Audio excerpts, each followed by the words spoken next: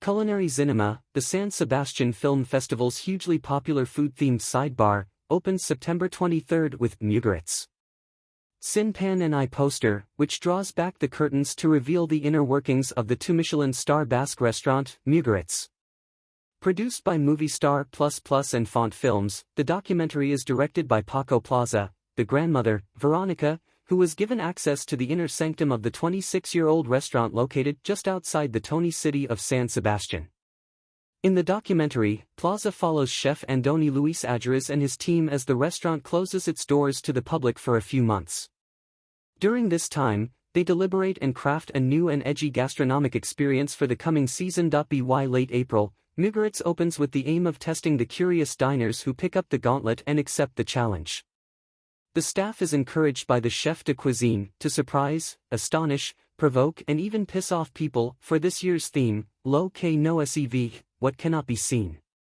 In the end, the 20-plus dishes aim to blur the lines between the avant-garde and the traditional, gastronomy and science, cuisine and art. Every season is an unexpected leap into the void, with no room for the hit dishes of the previous season. Some inventive dishes include one where the diner has to smash a bone to reach the ingredients and a tea served in a cup made of leaves. This original Movie Star Plus Plus production, which debuts an exclusive teaser in Variety, marks another leap in the platform's original production strategy, underscored by the company's alliances with directors like Plaza and the broader ecosystem of Spanish cinema, including independent production companies like Font Films, founded by Pablo Isla, Carla Perez de Albanese, and Maria Jesus Roman. In an exclusive interview with Variety, Chef Andoni and Plaza drilled down on the philosophy behind the restaurant and the making of the doc. Chef Andoni Luis Aguirre: what would you say are the main inspirations for your dishes? We have spent more than 25 years dedicating ourselves to searching, posing questions, and investigating, in order to then try to build something that contributes to those who visit us. In this exploration, the network of relationships we have with people from the performing arts, literature, music, fashion, philosophy, science, etc., is very present. We have realized that we have much to discuss and learn and that, deep down, there is a common language between these disciplines and gastronomy, that everything is more intertwined than we imagine. When you are dedicated to creativity, inspiration for a dish or the idea of something can appear in the most unexpected way, from reading a romantic novel to an 18th-century poetry essay. After all, life and what happens in it are what inspire you. In the documentary, you say that your leadership style is not to lead. Can you elaborate on what you mean by this?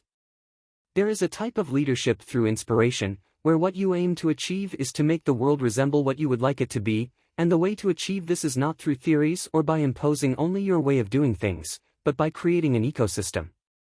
Inspiration is tremendously powerful, and if you allow the people around you to grow, and your role is more about ensuring the quality and continuity of a style, extraordinary things end up happening.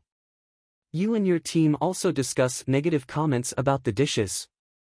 Additionally, an influencer's negative review of the restaurant surfaced on TikTok and later in the press. What are your thoughts on these comments? I believe that in the world of social media and the immediacy we've created, we are prioritizing and promoting visibility and the ability to go viral over judgment and common sense, and I think it's something we should stop to reflect on. Here, no one is forced to come, and I think it's logical as a diner to care enough to have a basic understanding of the place you're going to visit. It's also curious that sometimes the criticism comes from people who are the same age or younger than the person behind the project, which has been defending its own way of understanding and inhabiting the world of gastronomy for over 25 years. The greatest act of generosity we can have is to show ourselves as we truly are. It's an act of pure love for the customer, knowing that we might clash but also knowing not to give in on what we consider to be an asset for us, our style, our essence. I always say that the worst thing that could happen to us is for a diner to leave indifferent after an experience at Mugaritz. Who do you think was the pioneer in this type of experimental and experiential cuisine? Ferran Adrià of El Bulli, who you've worked for. Many professionals have made significant contributions. For me, Adrià's El Bulli is the most brilliant and generous project that has ever existed. At the same time, the French Nouvelle Cuisine movement and everything it sparked was very revolutionary, with things that sometimes seem almost naive today. For example, They said that Michel Gerard was insolent for making a salad with a foie gras tranche, claiming that acid couldn't pair with foie gras, and today it seems like the most obvious thing in the world. Or the open ravioli by Gualtiero Marchesi, which I consider a conceptual masterpiece. Many wonderful things happened, such as the path opened by Michel Bras, which gave rise to all the naturalistic cuisine and its offshoots. And there are also other wonderful chefs like Heston Blumenthal or Pierre Gagnaire, among others, who have opened new paths.